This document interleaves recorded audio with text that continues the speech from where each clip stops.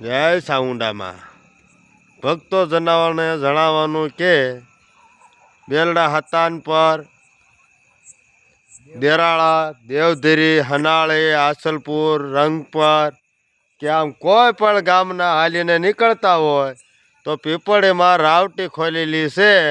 જરાય કોઈને મૂંઝાવવું નહીં. જેટલી જોવે એ ચા પાણી નાસ્તો બધું મળી રહેશે.